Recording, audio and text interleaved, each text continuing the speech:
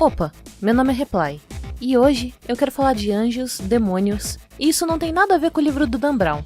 O que acontece é que eu gosto muito de histórias, e tendo uma formação católica, espírita, umbandista e astrológica, naquela mistureba de fé que só o Brasil pode proporcionar, eu sempre procurei ler a fundo os mitos que poderiam me trazer alguma resposta. Às vezes eu acho que sei algumas. Até a vida vir correndo e me dar uma voadora de 2 pés mostrando como eu tava errada. De qualquer forma, tem um fenômeno divertido que eu quero mostrar pra vocês hoje. E um aviso antes de começar o vídeo. Esse é um vídeo informativo. Se eu tenho fé ou não, não importa. Se eu ver alguém pregando catolicismo ou ateísmo nos comentários, eu vou censurar igual. E eu revisei esse roteiro várias vezes. Eu não tô desrespeitando ninguém, só mostrando alguns fatos curiosos. Dito isso, bora começar. Seguinte, tá vendo esse anjo tchutchuquinho, coisa fofinha, redondinho? Então, na verdade ele é assim. E pior, talvez ele seja mais estranho do que isso. Mas aí, como que disso virou isso? Primeiro, a gente precisa entender o que exatamente é um anjo. O que acontece é que anjos, de acordo com a Bíblia, são feitos por duas coisas: energia sobrenatural e poder. A força sobrenatural deles é o equivalente à nossa carne, e o que dá vida pra eles, assim como pra gente, é o Espírito Santo. E como anjos são feitos de energia pura, eles podem mudar o próprio formato, tamanho e se tornarem em um instante visíveis e em outro não. Eles podem interagir entre si e até ocupar o mesmo tempo e espaço quando eles estão naquele plano astral de energia em que eles vivem.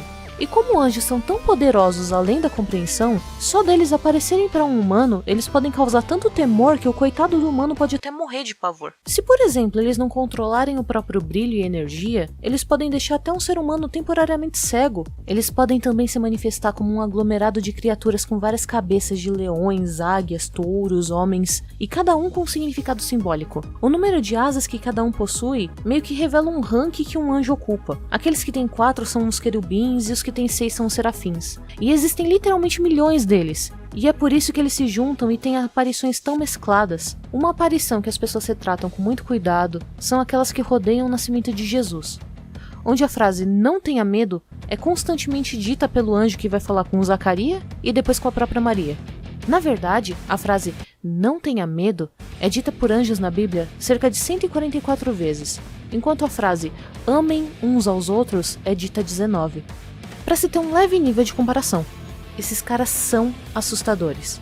Na verdade, teve até um meme do "Be not afraid" há algum tempo atrás, porque isso é literalmente a primeira coisa que um anjo tem que dizer quando aparece. Ele meio que sabe que a aparência dele vai fazer a gente se cagar de medo. Mesmo que ele assuma uma forma humana, por ser feito de uma grande quantidade de energia sobrenatural, combinada com a de outros, para os olhos humanos não acostumados, irremediavelmente ele vai causar um estranhamento muito grande. Porque eles podem mudar de forma e se unir, mas eles não conseguem disfarçar que eles são uma única entidade. Então eles ainda vão ficar cheios de olhos, bocas e mãos. Os guardas da tumba de Jesus ficaram em estado de choque quando viram um anjo.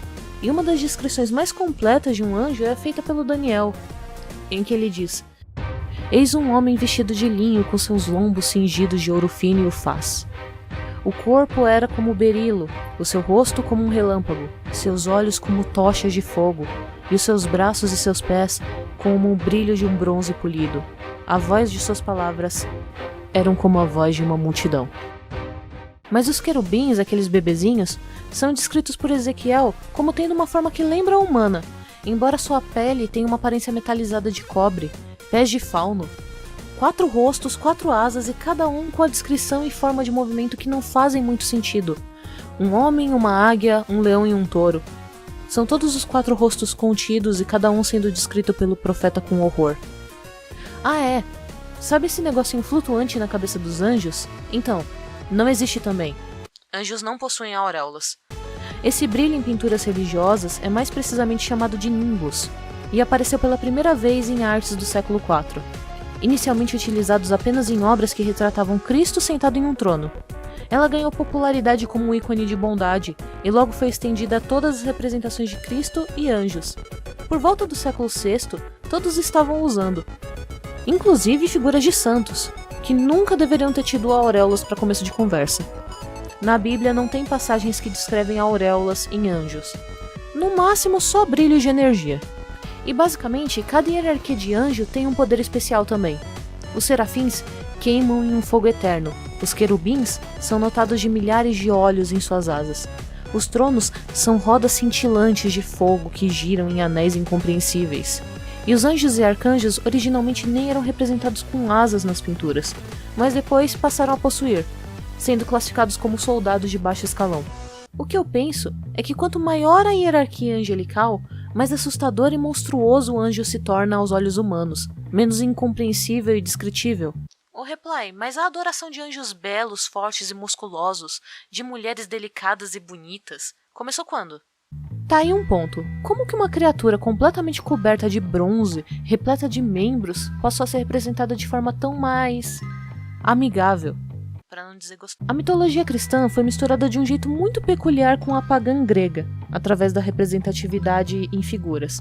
E isso remota antes da Idade Média, quando cristãos e romanos já estavam interagindo há alguns séculos, e a representatividade crua angelical não era nem atrativa nem amigável. Representar os arautos do divino como círculos de fogo cercados de bestas indescritíveis não era a melhor forma de explicar que tais criaturas eram do bem, principalmente para um povo em que 98% da população não tinha acesso à leitura. As imagens contavam as histórias e ajudavam na explicação para o povo iletrado. E tais imagens foram gradativamente amaciadas e misturadas. O horror cósmico, tão evocado e adorado pelos fãs do H.P. Lovecraft, são fortemente baseados no horror primordial dos anjos, da insignificância humana perante o divino. Um dia a gente pode até falar sobre terror cósmico se vocês quiserem. Mas pra mim, o mais engraçado é a aceitação que esse tipo de história tem em ficções científicas das mesmas pessoas que repudiam mitologias judaico-cristãs, sendo que ambos evocam o mesmo medo e terror do desconhecido. Ambos são cultuados e ambos, em teoria, não dão a mínima para sua existência individual. Pra você ter noção, tem gente que acha que os tronos, aquelas rodas gigantes cobertas de olhos, na verdade, eram o que um ser humano na época usou para justificar o avistamento de um OVNI. Não é difícil misturar e encontrar conexões quando a gente tá empenhado nisso. E eu não tô aqui pra criticar a fé de ninguém, até porque, se a sua fé se abala em saber como um anjo é descrito biblicamente, então ela não é tão grande assim, né? Nesse vídeo eu tentei representar o que seria, de acordo com as descrições que eu achei, um serafim. E aí? Acha que eu teria ou não feito um trabalho legal na Capela Sistina? E bem, te vejo no próximo vídeo. Até mais! Ah, e se lembre...